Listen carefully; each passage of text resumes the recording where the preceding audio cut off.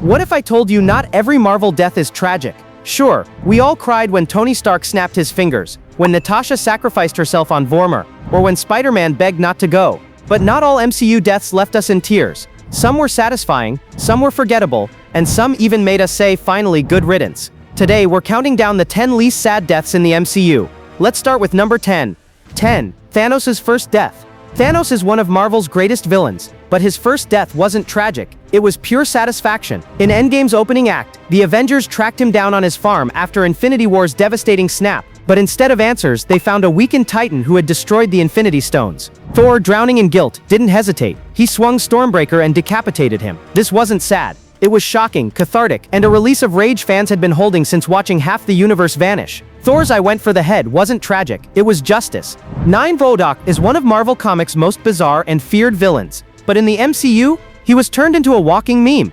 Darren Cross's oversized head drew more laughter than menace. When he sacrificed himself at the end of Quantumania, his final words were played as comedy, even earning awkward reactions from Scott and Cassie. Fans didn't cry, they cringed, or maybe chuckled. Instead of mourning, most viewers felt relief. Relief that this weird version of MODOK was done, and hoped that Marvel might one day deliver a comics-accurate take. 8. Ego. Ego's reveal as Peter Quill's celestial father was shocking enough.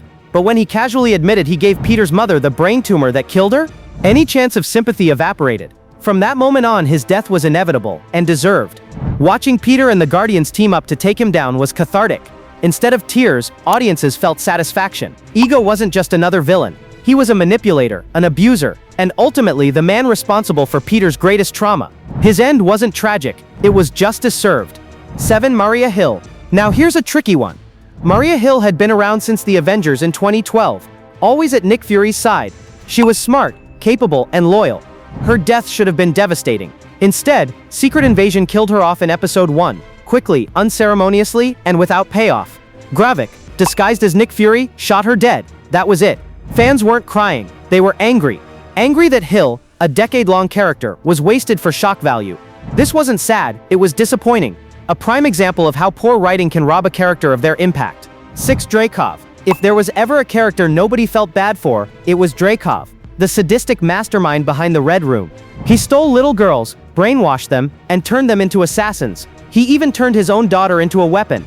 His cruelty and misogyny made him one of Marvel's most despised villains. So when Yelena finally blew him to pieces in Black Widow, audiences didn't shed a tear, they cheered. His death wasn't tragic, it was long overdue. A deserved ending for one of Marvel's most hated monsters. 5. Taskmaster. Antonia Dreykov's story had potential. Natasha freed her from her father's control in Black Widow, and fans hoped she'd get redemption. Maybe even a true arc in Thunderbolts. But instead, she was abruptly killed by Ghost in a chaotic brawl. No build-up, no closure, barely a single line before dying. Fans didn't feel sad, they felt cheated. Instead of a tragic fall, it was wasted potential. Taskmaster's death wasn't emotional, it was lazy writing. 4. Ebony Maw. Remember how smug he was torturing Doctor Strange? Ebony Maw felt unstoppable, using telekinesis to dominate some of Earth's strongest heroes. But his end? Pure irony. Iron Man and Spider-Man launched him out into space, and without fanfare, he froze to death. Nobody cried, they laughed. It was clever, satisfying, and quick justice for one of Thanos' most loyal zealots. Ebony Maw's death wasn't sad, it was a relief. 3. Malekith. Malekith is often called the MCU's most forgettable villain.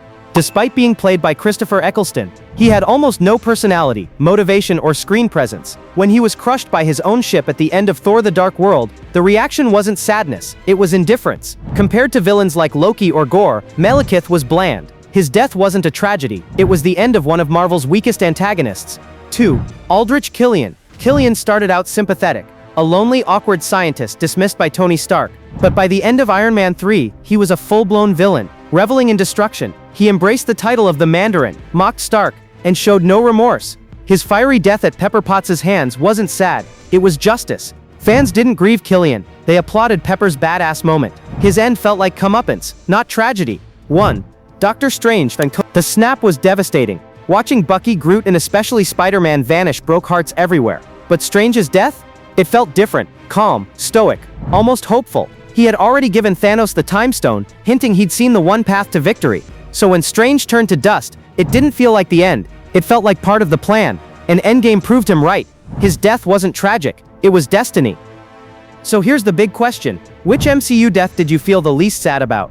Was it MODOK's goofy end? Malekith's forgettable demise? Or maybe Thanos finally losing his head? Drop your thoughts in the comments. And if you enjoyed this breakdown, smash that like button to help more Marvel fans find this video, and don't forget to subscribe.